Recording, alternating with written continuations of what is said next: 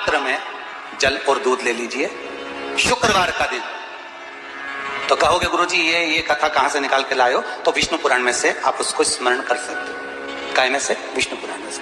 एक पात्र में देसी गाय का दूध, जल उसमें रखकर, और आपके यहाँ अगर लड्डू गोपाल हो, यदि आपके घर में ठाकुर जी हो, लड्डू गोपाल हो, विष्णु जी का कोई स्वरूप हो, श्री हरि का कोई स्वरूप हो, तो उस पर शुक्रवार के दिन आप संध्या के समय पर दुर्वा डालकर उस दुर्वा से अगर लक्ष्मी जी के नामों का 108 बार उच्चारण कर कर, घी का दिया लगाकर, कैसर के चावल साथ में रखकर केवल उस जल का और दूध का मात्र छींटा देते हो, तो उसके घर में कभी लक्ष्मी की कमी नहीं आ सकती, संपदा बढ़ती चली जाती है। 108 बार लक्ष्मी के नाम का मात्र उच्चारण कर लेने पर, भगवान विष्णु के चरणारविंद पर, भगवान विष्णु के चरणों पर केवल उस दुर्वा का, जल का, दूध का सिंचन कर देने से भी लक्ष्मी की वृद्धि होती है। कभी कभी ऐसा भी दर्शन करा करो, जब शिव जी के शिवलिंग के ऊपर जो जलाधारी लगती है, करें आप लोगों ने दर्शन?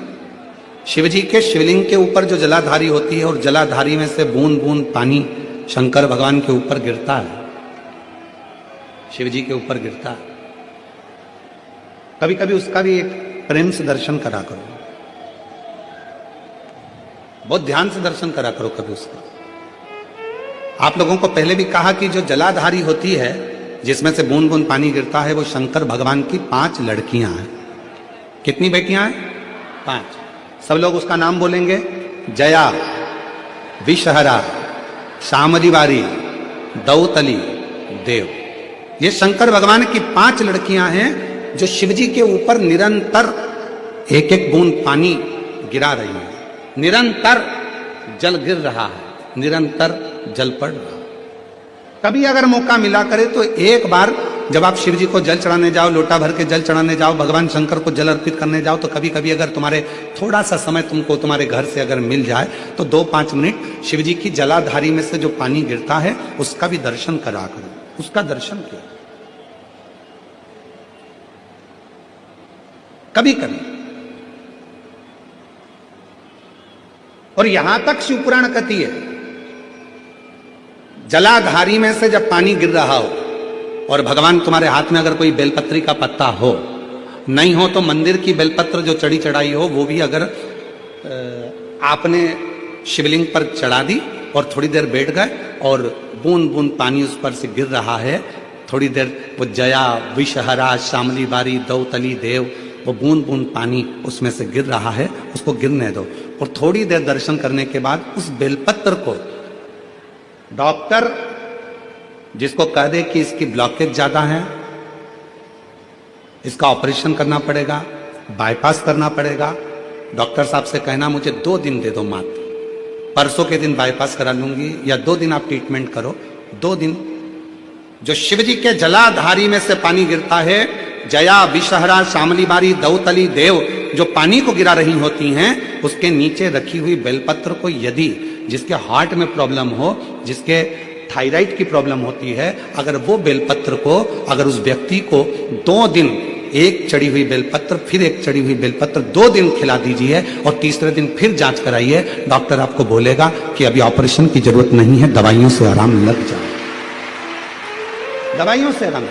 डॉक्टर को जरूर दिखाओ, डॉक्टर का इलाज करवाओ, क्योंकि हमारे यहाँ शिव महापुराण में डॉक्टर को शिव का एक रूप कहा गया है, शंकर भगवान को डॉक्टर कहा गया है, क्योंकि शिव और डॉक्टर दोनों को विश्वास का प्रतिबिंब कहा गया। वृक्ष के नीचे महामृत्युंजय मंत्र का जाप जो शुक्रवार की शुक्रवार घी का दिया लगा कर करता है, उसके रोग बाबा देवाधिदेव महादेव समाप्त करते चले जाते हैं। ये संजीवनी मंत्र शुक्रवार के दिन भगवान शंकर को शुक्र को दिया था, इसलिए उसकी प्रधानता। आपको मालूम पड़ गया कि शरीर में मुझे ये रोग हो गया है, मुझे शुगर हो गया है, मुझे बीपी हो गया है, मेरा ब्लड प्रेशर ऊंचा नीचा रह रहा है, कोई भयंकर रोग, मेरे रिश्तेदार को कोई कैंसर जैसा रोग हो गया, किसी को कोई थायराइड हो गया, किसी को कोई किडनी और लीवर में सूजन हो गई, किसी को कहीं किडनी और लीवर में तकलीफ हो गई। तो शिव महापुराण की कथा कहती है, नवग्रह शिव महापुराण की कथा कहती है कि बेलपत्री के वृक्ष के नीचे महामृत्युंजय मंत्र का जाप जो शुक्रवार की शुक्रवार घी का दिया लगाकर करता है, उसके रोग बाबा देवाधिदेव महादेव समाप्त करते चले जाते हैं। ये संजीवनी मंत्र शुक्रवार के दिन भगवान शंकर को शुक्र को दिया था, इसलिए उस शिव उनके मंदिर में आने वाले को तुरंत दे देता। जल चढ़ाने वाले को 3 चीजें तुरंत मिल जाती। आप नहीं भी मांगे, आप यदि नहीं भी मांगेंगे तो भी वो 3 चीजें मिल जाती। पहले नंबर पर है शांति, दूसरे नंबर पर है दिशा और तीसरे नंबर पर है सफलता। शांति, और बहुत जरूरी है मन की शांति। आप जब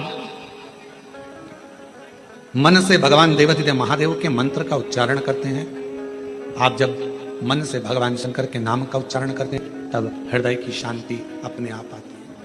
इसलिए एक बार दिल से सब लोग पुकारेंगे, श्री शिवाय नमस्तुभ्यं, श्री शिवाय नमस्तुभ्यं। पति पत्नी में आपस में झगड़ा हो रहा हो, बहुत क्लेश रहता हो, बहुत ज्यादा, दोनों एक दूसरे का मुंह देखना पसंद ना करते, दोनों एक दूसरे के सामने ना आए, इतना क्रोध जिस पति पत्नी के आपस में रहता हो, अगर पत्नी एक सिंदूरा अगर शंकर जी के मंदिर से पार्वती जी को टच कर पार्वती जी का स्पर्श कराकर सिंदूर उसमें भरकर उस सिंदूरे को अगर अपनी अलमारी में रख लेती है, जहां तैयार होती है उस अलमारी में रख ले, और भले वो मांग में लगा रही कि ना लगा रही, थोड़ा बहुत भी लगाया तो ठीक है, ना लगाए तो अलमारी में अगर रख भी ले, 20-22 दिन के अंदर हमको पत्र लिखकर बताना कि उसकी लड़ाई झगड़ा कम हुआ कि नहीं हुआ, उसका आपस में मेल बढ़ा कि नहीं। तो एक प्रैक्टिकल करके देखना, ये सियोर वाला महाराज कहीं झूठ तो बोल के। सारे ज्योतिर्लिंगों में आप जाकर दर्शन करेंगे तो गोल जलाधारी मिलेगी और उत्तर की ओर उसका जल जाते हुए आप दर्शन करेंगे, ठीक है। एक जलाधारी जो गोल होती है, एक जलाधारी जो गोल है और जिसके चरण उत्तर की ओर गए हुए हैं, उसका जब हम दर्शन करते हैं तो वो मां जगज्जननी पार्वती जी का हस्तकमल शिवलिंग विराजित है। एक जलाधारी होती है चौकोर। काशी गए हो आप लोग? अगर काशी में अगर आपने दर्शन करा होगा तो वहां पे जो जलाधारी है वो चौकोर है महाराज। एक गोल जलाधारी होती है जो सर्व कार्य करने में, पूर्ण फल देने में प्रबल होती है महाराज। और जो चौकोर जलाधारी होती है ये मुक्ति देने में, मतलब मोक्ष की जो कामना करने वाले होते हैं, मुक्ति की जो कामना करने वाले होते हैं, मोक्ष की जो कामना करने वाले होते हैं, उसके लिए चौकोर जलाधारी का स्मरण कराया जाता है।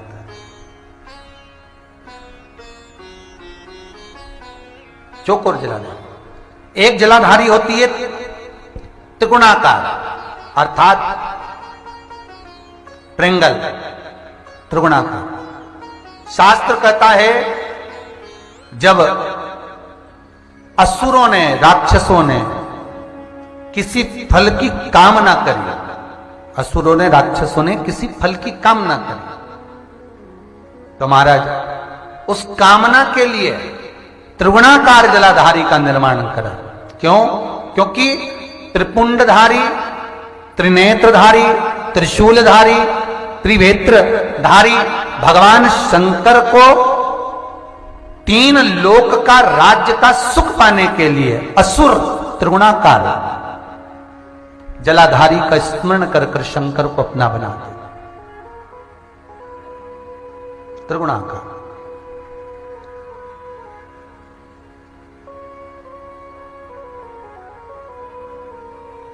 एक प्रसंग बड़ा सुंदर सा है स्कंद पुराण का कि भगवान शंकर पर जो जल चढ़ता है वो उत्तर दिशा की ओर क्यों जाना चाहिए, ठीक है। और पूजन करने वाले व्यक्ति को महाराज दक्षिण में बैठकर उत्तर की ओर मुख कर शंकर का अनुमोदन क्यों करना चाहिए, ठीक है। जब हम शिव जी की अर्चना करते हैं तो हमारा मुख कहाँ ज्यादा होना चाहिए? उत्तर की, ठीक है। दक्षिण में, दक्षिण की ओर से हम बैठे हैं, जहां भगवान का जल जा रहा है महाराज उस ओर देखते हुए, अर्थात उत्तर की ओर हमारा मुख होकर हम भगवान के शंकर की आराधना करें। जैसे पूर्व अभिमुख होकर शिव की जो आराधना करी जाती है वो एक श्रेष्ठता का फल देते हैं, फल देगी, मना नहीं है। पश्चिम की ओर मुख कर जो शंकर की आराधना करी जाती है उसका फल मिलेगा, मना नहीं है। पर दक्षिण में बैठकर उत्तर की ओर मुख कर जब हम शंकर की आराधना करते हैं उसका जो फल होता है वो शीघ्र प्राप्त होता है। पर ज्यादातर लोग कैसे करते हैं? आप लोगों ने भी तो करा होगा, बोलो जरा जान के। कहां बैठते हो? महाराज जी उत्तर की ओर तो जलाधारी का मुख है, ऐसे एक सहज भाव, ये शिवलिंग है, ये जलाधारी, ये उत्तर की ओर है। तो तुम लोग कहां बैठोगे? ये यहां जा रही है तो ये शिवलिंग है तो तुम इसके सामने बैठोगे, कि जल यहां से जा रहा है तुम उसके सामने बैठो। पर बैठना कहां चाहिए? जहां शिवलिंग है यहां से जल बह रहा है तो यहां बैठो। फिर बाद में लोग कहते हैं महाराज जी हम तो शंकर जी की खूब पूजन करते हैं, हमने तो खूब अनुष्ठान करा पर फल कम क्यों मिला? उसका कारण है पूर्व अभिमुख होकर करोगे मिलेगा पर थोड़ा समय लगेगा, पश्चिम अभिमुख होकर करोगे मिलेगा, थोड़ा समय लगेगा। पर शिव आराधना में जब दक्षिण में बैठकर उत्तर का मुख कर जहां शिव का जल जाता है बस यहां बैठकर अगर आप शंकर की आराधना कर रहे हो तो वो कामना पूरी होने में देर नहीं लगती, कार्य जल्दी ही पूर्ण हो जाता है। पर दुनिया के लोगों तो वही हिसाब से जाते हैं, जैसे शंकर जी के मंदिर में जाओगे तो इधर पानी बह रहा है तो तुम सामने जाके जल चढ़ाना चाहोगे या उधर बैठकर जल चढ़ाना चाहोगे। तुम्हारी जो इच्छा है, तुम्हारी जो आनंद है, ब्राह्मण भी अगर आपको बिठाएंगे तो पूरा पश्चिम का मुख कर बिठाएंगे, यहां बैठ जाओ, यहां से पूजन करो, यहां बैठ जाओ। पर उसमें शिव महापुराण में, स्कंद पुराण में कहा गया कि भगवान शिव को रिझाने के लिए सर्वश्रेष्ठ स्थान कि काल को भी जीता जाए और दक्षिणवर्ती का काल हो, पितरों को भी जीता जाए, दक्षिणवर्ती का पितृभाव, असुरों को हर तरह से जो हमारे कार्य को सिद्ध करे। तो उत्तर की ओर छोटा सा शंकर जी का शिवलिंग है, छोटा सा शंकर भगवान का शिवलिंग है, या आपके घर में कुबरेश्वर धाम का कंकर है और आपके घर में यदि शंकर भगवान का शिवलिंग है या सीहोर का रुद्राक्ष हो या शंकर भगवान का शिवलिंग हो या कंकर शंकर हो, तो निवेदन है जहां पर भी शिवलिंग आपके घर में विराजमान है, अगर छोटी सी कटोरी में एक बेलपत्र को आप नीचे रखिए, छोटी सी कटोरी उस बेलपत्र के ऊपर रखकर उसमें थोड़ा सा मधु शहद शंकर भगवान की साक्षी में शिव जी के सामने अगर शुक्रवार की शुक्रवार रखना प्रारंभ कर दो, धीरे धीरे संपदा की वृद्धि अपने आप हो। जब व्यक्ति के मन में अहंकार आ जाता है, जब व्यक्ति के मन में अभिमत्ता आ जाती है, थोड़ा सा अभिमान आ जाता है तो वो भगवान से दूर हो जाता है। तीन चीजें भगवान से दूर कर देती है। पहले नंबर पर व्यक्ति के भीतर का अहंकार, दूसरे नंबर का हमारे भीतर की ज्यादा कामना,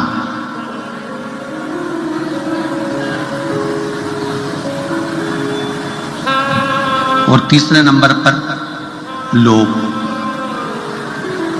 एक अहंकार, कामना और लोभ, ये तीन ऐसी है कि जो हमें परमात्मा से दूर कर देती है। जैसे जैसे भीतर अहंकार आता चले जाता है, अभिमान बढ़ता चले जाता है, अभिमत्ता आती चली जाती है, वैसे वैसे परमात्मा दूर होते चले जाता है। भीतर काम जाग जाता है, कामनाएं बढ़ती चली जाती है, भगवान मुझे ये दे देना, भगवान मुझे वो दे देना, भगवान मुझे ये प्रदान कर देना। और मान लो भगवान ने यदि तुमको वो नहीं दिया तो तुम्हारे भीतर निराशा उत्पन्न हो जाती है और तुम भगवान से दूर हो जाते हो।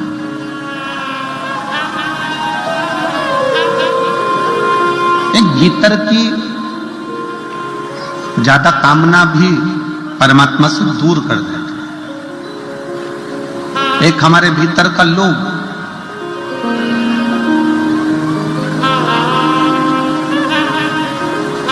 ऐसा नहीं है कि भगवान ने किसी को कुछ नहीं दिया। शिव महापुराण की कथा कहती है, भगवान शंकर का चरित्र कथा है, शिव महापुराण की कथा कहती है कि पृथ्वी पर जब मनुष्य जन्म लेता है, पृथ्वी पर जब मानव जन्म ले रहा होता है, तब मेरे विश्वनाथ उसके ललाट पर ये लिखकर भेज देते हैं कि तू जितनी मेहनत करेगा उतना तुझे फल प्राप्त होता चले जाएगा। तू जितनी मेहनत कर,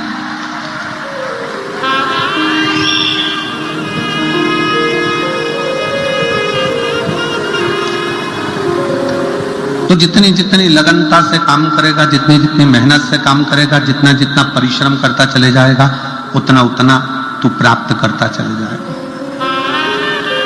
कथा कहती है कमाई करो तन से और भजन करो मन से।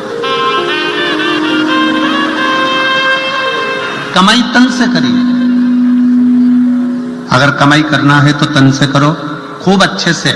इस शरीर के द्वारा जितना कमा सकते हो, इस शरीर के द्वारा जितना ला सकते हो लेकर आओ, जितना कमा सकते हो उतना कमाओ, जितना कर्म करना हो उतना करो। कमाई तन से करो और खूब करो, और इस कमाई को मन तक लेकर मत जाओ। 5 स्थान शिव जी को चढ़े हुए जल को लगाने का। पहला स्थान बोलिए, जम के बोलो जरा, नेत्र। दूसरा स्थान कर्ण, तीसरा स्थान मस्तिष्क, चौथा स्थान कंठ और 5वां स्थान अपना हृदय। मात्र ये 5 स्थान शिव जी के चढ़े हुए जल को आप अगर लगा लेते हो तो तुम्हारे ऊपर किसी ग्रह, चाहे शनि हो, चाहे राहु हो, चाहे केतु हो, चाहे मंगल हो, कोई ग्रह आप पर भारी नहीं रह सकता। ये 5 स्थान मेरे देवाधिदेव महादेव की विरल भक्ति के लिए, निर्मल शुद्धि के लिए है। नेत्रों पर जल लगाने से मतलब है कि जब भी मैं दर्शन करूं तो मेरे देवाधिदेव महादेव का करूं, शिव जी।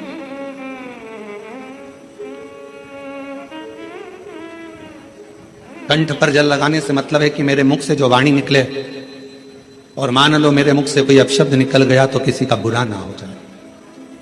कर्णों से जल लगाने से मतलब है कि मेरे कानों के माध्यम से जो शब्द मेरे अंदर जाएं वो मेरे जीवन का कल्याण करें। मस्तिष्क पर जल लगाने से मतलब है कि मेरे भगवान के चरण का जल, उनकी रज मेरे सिर पर चढ़ी रहे और मेरे जीवन में कभी अहंकार ना आए। हृदय पर जल लगाने से मतलब है कि मेरे हृदय में भगवान शंकर के चरणों का वास नित्य प्रतीत रहे हमेशा। ये 5 स्थान, जिस लड़की को, जिस लड़के को मंगल है, और ब्राह्मण देवता ने यदि आपको कहा कि इनको मंगल है, इसकी शादी में देरी हो रही है, मंगल के कारण अगर शादी रुक रही है, देरी हो रही है, विवाह में देरी हो रही है, तो उस बेटी और बेटे को 3 महीना लगातार शिवजी पे चढ़े हुए जल को इन 5 स्थान पर लगाना प्रारंभ कर दे। 3 महीने के बाद वो खुद कहेगा कि हाँ, हमारा संबंध जम गया, हमें मंगल से कोई दोष नहीं लगा। स्वयं शिव कृपा करते हैं। जी हम शंकर जी को क्या चढ़ाएं? हमने कहा जल चढ़ाओ, तो क्या जल लेने के लिए घर जाना पड़ता है? तो फिर हमारे पास तो वो भी लेने के लिए घर पर से हमारे पास पात्र नहीं, हम क्या करें? हमने कहा शंकर के मंदिर चली जा, 3 बार ताली बजा दे। उसने कहा ताली भी नहीं बजाए तो हमने कहा मुख से बम बम बोले बोल दे, उतना ही बोल। वो भी ना बने तो मुस्कुराकर शिव को निहार, मुस्कुराकर शंकर को निहार। अब हमारी आदत क्या हो गई? मार्केट में सीताफल बिक रहा है, मार्केट में गन्ना बिक रहा है, मार्केट में बहुत सारी पूजन की सामग्री बिक रही है। हमारे मन में आया, हमने किसी को खरीदते हुए देखा था सीताफल, मतलब लक्ष्मी जी को सीताफल भी चढ़ाना चाहिए। हमने उसको खरीदते हुए गन्ना देखा, मतलब गन्ना भी चढ़ाना चाहिए। लक्ष्मी जी को मैंने खरीदते हुए ये देखा, मतलब ये भी चढ़ाना चाहिए। लक्ष्मी जी को मैंने चढ़ाते हुए लोगों से सोने के सिक्के देखे, मतलब ये भी चढ़ाना चाहिए। मैंने लक्ष्मी जी को चढ़ाते हुए चांदी के सिक्के देखे, मतलब ये भी चढ़ाना चाहिए। मैंने लक्ष्मी जी को चढ़ाने के लिए ये देखा, वो भी चढ़ाना चाहिए। घर में सामर्थ्यता नहीं है और कर जाकर कर तुम सामान लेकर माता लक्ष्मी को चढ़ाओ, लक्ष्मी जी कभी प्रसन्न नहीं होगी। लक्ष्मी कहती है कि तेरे दिल से तू मुझे जैसा रिझा सकता है वैसे रिझाना। अगर तू केवल दीप लगा देगा ना, उतने में भी खुश हो जाऊंगी और तेरा भंडार भर कर चलेगा। बहन भाई को तिलक करती है, माथे पर तिलक लगाने के बाद में चावल लगाती कि नहीं लगाती? बोलो, जम के बोलो जरा। लगाती है? बोलते जाओ जरा। लगाती है, ठीक है। मंदिर में आप पूजन कर रहे हो, घर में कोई अनुष्ठान कर रहे हो, पंडित जी तुम्हारे मस्तक पर तिलक करते हैं तो चावल लगाते कि नहीं लगाते? बोलो बोलो, जम के बोलो, लगाते हैं। तुम्हारे घर में शादी ब्याह होता है तो तिलक करा जाता है तो चावल लगाया जाता कि नहीं लगाया जाता? लगाया जाता। सब समय पर चावल, मस्तक पर कंकु का तिलक, चंदन का तिलक, जो भी तिलक तुम्हारे मस्तक पर लगा है, कोई अगर लगाएगा शुभ कार्य में तो चावल जरूर लगाएगा। बस एक कार्य ऐसा होता है जिस समय पर मस्तक पर तिलक करा जाता है पर चावल नहीं लगाया जाता। एक समय ऐसा होता है जिस समय तिलक करा जाता है पर चावल नहीं लगाया जाता। चावल का मतलब है अक्षय, मतलब बार बार भगवान ऐसा मौका लाए, बार बार भगवान ऐसी कृपा करे कि तुम ऐसा अनुष्ठान करते रहो, पुण्य करते रहो, सत्कर्म करते रहो, 16 सोमवार के व्रत करते रहो, चतुर्थी के व्रत करते रहो, तुम छठ की पूजन करते रहो, तीज का व्रत करते रहो, सोमवार का व्रत करते रहो, तुम्हारे घर में हमेशा ऐसे शुभ कार्य होते रहे। केवल अक्षय, अक्षत एक जगह पर नहीं लगाया जाता। कब नहीं लगाते अक्षत को? मस्तक पर तिलक करते समय अक्षत कब नहीं लगाया जाता? केवल एक समय पर। कब? जब घर में कोई शांत हो जाता है और शांत होने के बाद जब मस्तक पर पगड़ी का क्रम होता है, उस पगड़ी के क्रम पर तिलक तो लगाया जाता है पर चावल नहीं लगाया जाता। भगवान से प्रार्थना करते हैं ये बार बार मौका मत देना, जो हो गया उसको समाप्त, ऐसा मौका बार बार ना दीजिएगा। हाँ, पगड़ी पर से उठ गए, अच्छा काम करने के लिए मंदिर जा रहे हो, स्थान छोड़ने के बाद अब तिलक लगाओ और उसमें चावल ढेर सारा लगाओ, कोई मना नहीं। पर अक्षय, उस अक्षत की महत्वता को समझना कि उसको बारंबार प्राप्ति ना हो, ऐसे कार्य की प्राप्ति ना हो, अच्छे कार्य की प्राप्ति, श्रेष्ठ कार्य की प्राप्ति, शुभ कार्य की प्राप्ति। अगर मौका मिले तो एक बार भविष्य पुराण, और एक बार मौका मिले तो कुर्म पुराण, और एक बार मौका मिल जाए तो नंदी पुराण। ये 3 पुराणों का स्मरण करना, इसमें आपको अक्षत की महत्वता प्राप्त हो। भविष्य पुराण, कुर्म पुराण और नंदी पुराण, इन 3 पुराणों में आपको अक्षत की महत्वता प्राप्त होगी कि चावल की महत्वता क्या है। एक चावल का दाना जब अशोक सुंदरी वाली जगह पर चढ़ाया जाता है, एक चावल का दाना अशोक सुंदरी वाली जगह पर चढ़ाया जानते ना हो, ये बेलपत्र जो होता है, इस बेलपत्र पर कभी कभी आपने देखा होगा कि कई लोग बीच वाले पत्ते पर चंदन लगा देते हैं। ये जो बीच का पत्ता होता है इस पर लोग चंदन लगा देते हैं।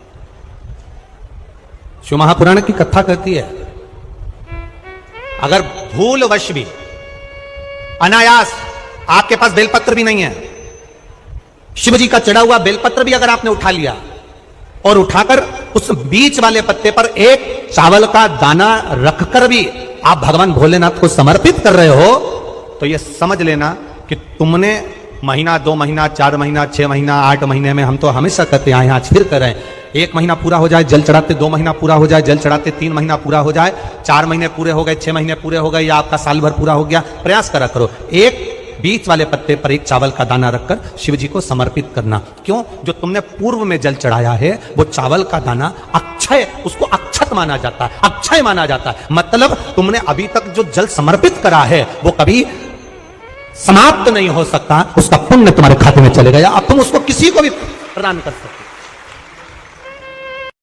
इस कथा को हम अखंड शिव महापुराण के रूप में बांचना चाह रहे थे। अखंड, अखंड सौभाग्यवती के भाव से, अखंड वैभव के भाव से, अखंड संपदा के भाव से। जैसे 3 चीजें हैं अखंडता में मानी जाती है, एक बेलपत्र, दूसरे नंबर पर अक्षत चावल का दाना, तीसरे नंबर पर शमी का पत्र, अखंडता में माना जाता है। याद रखना,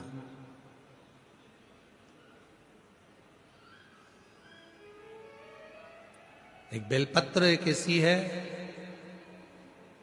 कि अगर भगवान शंकर के मंदिर में शिवजी पर, शिवलिंग पर चढ़ाई जाती है, भले वो वहीं से उठाकर धोकर क्यों ना चढ़ाई गई,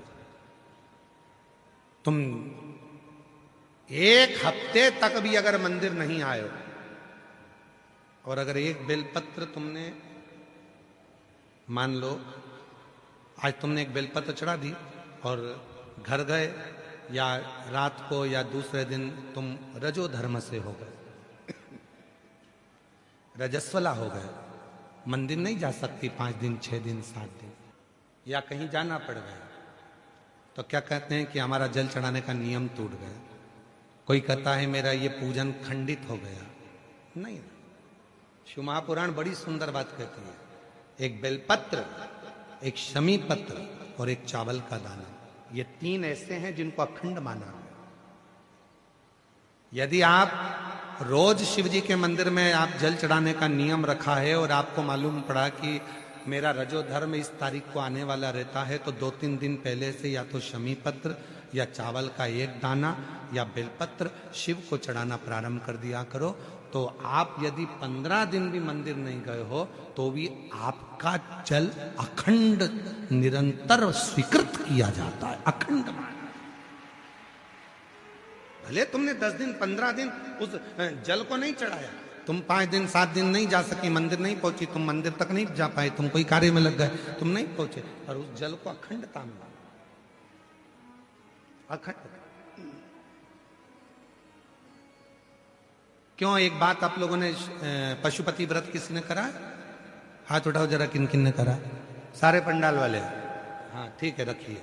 पशुपति व्रत में एक बात कही जाती है, 3 चीजें हैं। एक है पाशुपत्य अस्त्र, दूसरे नंबर पर है पाशुपत्य योग, और तीसरे नंबर पर है पशुपति व्रत। 3 चीज।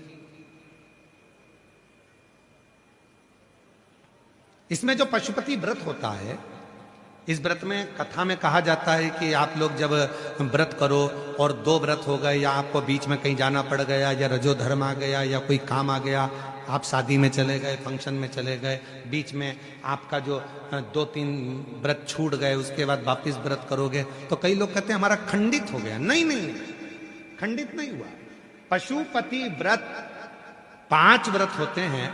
बीच में अगर तुम कहीं चले भी गए, कोई फंक्शन में चले गए, बाहर चले गए, देश विदेश चले गए, कोई रजो धर्म में चले गए, तो आप उस व्रत को नहीं करते हो। पर वो व्रत भले तुमने नहीं करा, पर इसके पहले तुमने जो शंकर जी की पूजन करी थी, इसके पहले तुमने जो पशुपति व्रत करा था, पिछले सोमवार को जो तुमने पशुपति व्रत करा, उसमें जो बेलपत्री चढ़ाई, पिछले सोमवार को तुमने पशुपति व्रत करा, उसमें जो चावल का दाना चढ़ाया, पिछले सोमवार को जो तुमने पशुपति व्रत करा, उसमें भूल से भी तुमने अगर शमी पत्र या चावल का दाना या बेलपत्र कभी चढ़ाया है, तो वो व्रत तुम्हारे चाहे 15 सोमवार छूट गए, 5 सोमवार छूट गए, 3 सोमवार छूट गए, 4 सोमवार छूट गए, पर वो व्रत तुम्हारा अखंड कहलाता है। भले तुम उसको करो चाहे मत करो। फिर वापिस आते हो, वापिस आने के बाद फिर व्रत करते हो।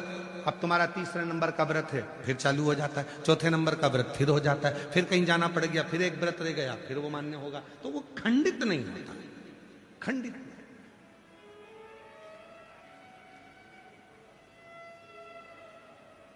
अखंड है। और कितनी सुंदर बात कही, तुम्हारे घर में कोई लक्ष्मी जी की मूर्ति है, गणेश जी की मूर्ति है, ठाकुर जी की मूर्ति है, विष्णु जी की मूर्ति है, देवी देवता की मूर्ति है, खंडित हो गई है, तो किसी ने कह दिया कि ये खंडित हो गई घर की मूर्ति, इसको तुम विसर्जन कर दो। ना, किसी का एक्सीडेंट हो जाता है, हाथ टूट जाता है, तो घर के बेटे को बदल दो कि क्या? घर की जो मूर्ति होती है वह छोटी होती है, छोटी मूर्ति। तो शिव पुराण क्या कहती है, उस मूर्ति के आसपास में कहीं पर भी एक चावल का दाना या एक बेलपत्र या शमी पत्र उसके आसपास में कहीं पर भी रख दो, वो मूर्ति खंडित नहीं, अखंड कहलाती है। वो खंडितता से बचा, उसमें खंडितता नहीं, अखंड का।